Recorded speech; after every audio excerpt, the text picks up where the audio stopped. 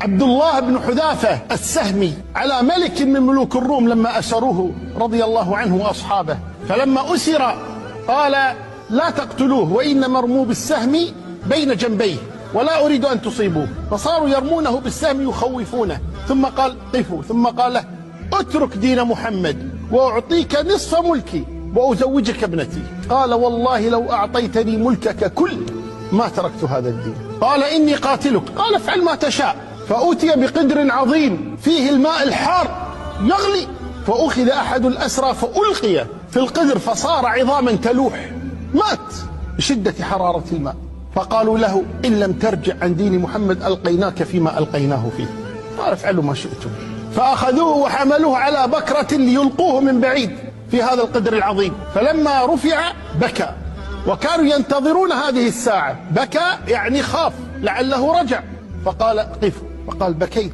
قال نعم. قال ما الذي أبكاك؟ قال أبكاني أنه ليس لي إلا نفس واحدة تذهب الآن في سبيل الله، تمنيت أن تكون لي أكثر من نفس تذهب في سبيل الله. فقال خذوه إلى السجن، فأخذوه إلى السجن فمنع من الطعام حتى إذا بلغ به الجوع والعطش مأخذا قال قدموا له الخنزير والخمر، فقدموه له فما شرب الخمر ولا أكل الخنزير. فأخبر الملك فقال ادعوه لي، شغله بعزتي، شغل الملك كأن ما عنده شغل إلا هذا الرجل. فجاءه فقال ما لك لم تأكل ولم تشرب وقد منعت من الطعام أياما؟ قال أما إنه قد أذن لي فيه، لأن الضرورات تبيح المحظورات، ويجوز للإنسان إذا بلغ به الجوع إلى الهلاك فإنه يجوز له أن يأكل لحم الخنزير ويجوز له أن يشرب الخمر. قال فما منعك إذن؟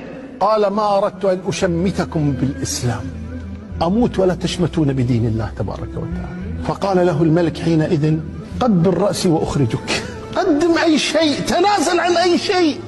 قال قبل رأسي وأطلقك. قال تطلق جميع الأسرى؟ قال أطلق جميع الأسرى، قبل رأسي. فجاء وقبل رأسه ووفى له الملك فأطلقه وأطلق جميع الأسرى. فلما دخل عبد الله بن حذافة على عمر وأخبر عمر بما وقع لعبد الله بن حذافة رضي الله عنه، قام إليه عمر وقبل رأسه، ثم قال عزمت على كل من يرى أن لي عليه طاعة أن يقوم ويقبل رأسه. عزة، من أين جاءت هذه العزة؟ ينتمي لهذا الدين العظيم، يشعر بالفخر، يأبى الذل، يأبى الهوان.